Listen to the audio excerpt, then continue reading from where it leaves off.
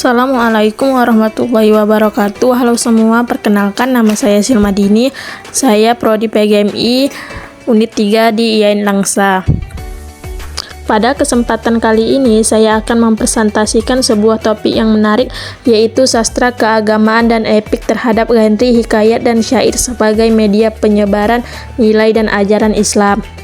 Topik ini penting kita bahas karena melalui karya sastra, nilai-nilai keagamaan dapat disampaikan dengan cara yang indah, mendalam dan mudah dipahami oleh masyarakat, terutama pada masa awal penyebaran Islam di Nusantara.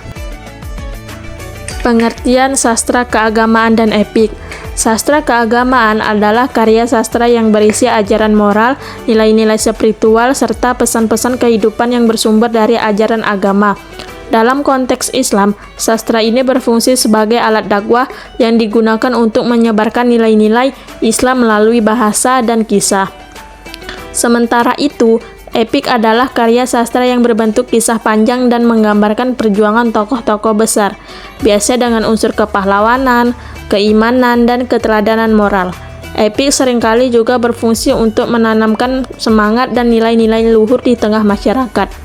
Dengan demikian, sastra keagamaan dan epik saling berkaitan karena keduanya menyampaikan ajaran moral dan keagamaan melalui cerita dan tokoh yang menginspirasi. Hikayat sebagai sastra epik keagamaan. Salah satu bentuk sastra epik keagamaan yang terkenal di Nusantara adalah hikayat. Hikayat merupakan cerita prosa lama yang berisi kisah sejarah, legenda, atau perjalanan tokoh-tokoh besar, baik tokoh nyata maupun tokoh fiktif, yang syarat dengan nilai keagamaan dan moral.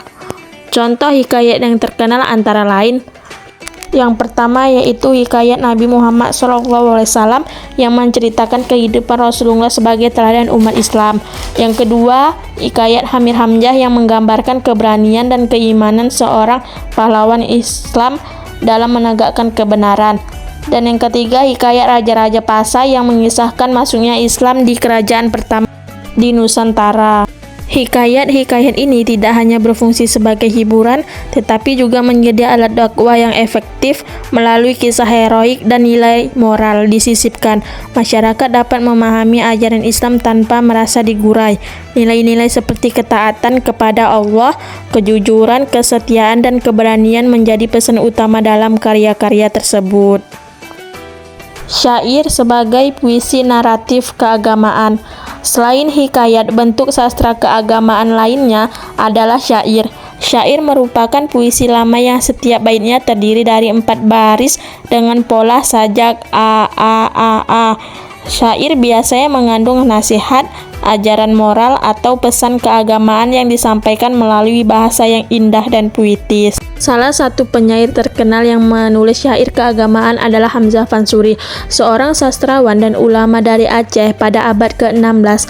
Karya terkenal adalah syair Perahu, yang menggambarkan perjalanan manusia di dunia diibaratkan seperti perahu yang berlayar di lautan kehidupan. Syair ini mengajarkan agar manusia selalu memperkuat iman, memperbanyak amal soleh, dan berserah diri kepada Allah, karena kehidupan di dunia hanyalah sementara.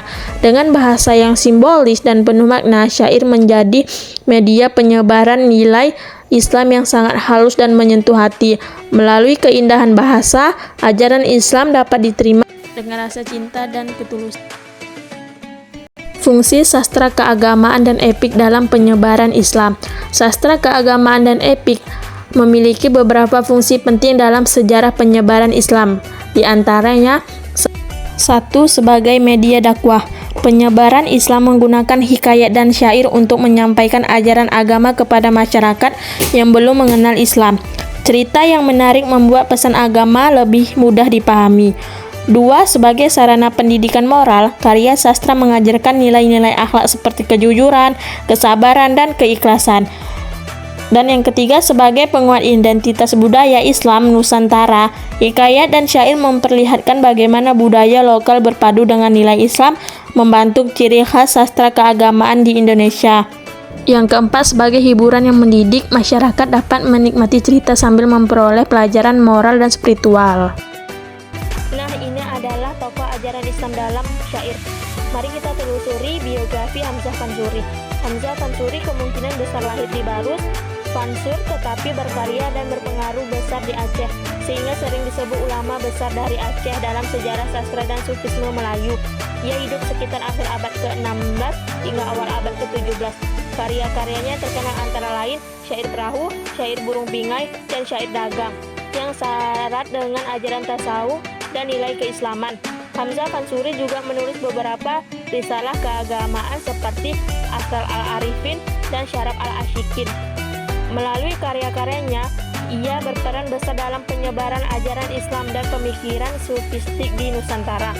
Gaya bahasanya puitis, penuh simbol, dan mengandung makna filosofis mendalam, menjadikannya sebagai pelopor sastra sufi Melayu dan tokoh penting dalam sejarah sastra Indonesia.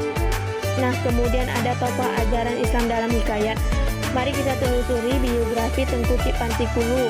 Tengku Cik Pantikulu bernama asli Tengku Haji Muhammad Pantikulu, lahir pada tahun 1836 M sampai 1251 H di Gampong Pantikulu, Pidi, Aceh.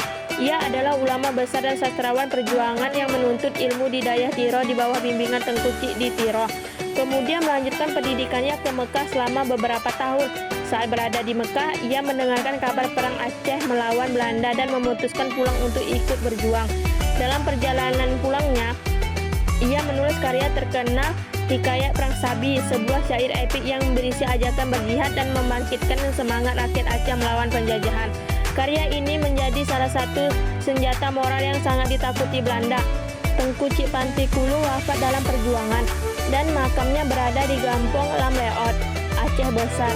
Ia dikenang sebagai ulama, pejuang, dan sastrawan yang menggabungkan dakwah dengan semangat perlawanan melalui karya sastra. Jadi kesimpulan dari uraian tadi dapat disimpulkan bahwa sastra keagamaan dan epik seperti hikayat dan syair memiliki peran yang sangat besar dalam penyebaran nilai dan ajaran Islam di Nusantara. Melalui kisah dan puitis, masyarakat tidak hanya memperoleh hiburan tetapi juga mendapatkan tuntunan moral dan spiritual.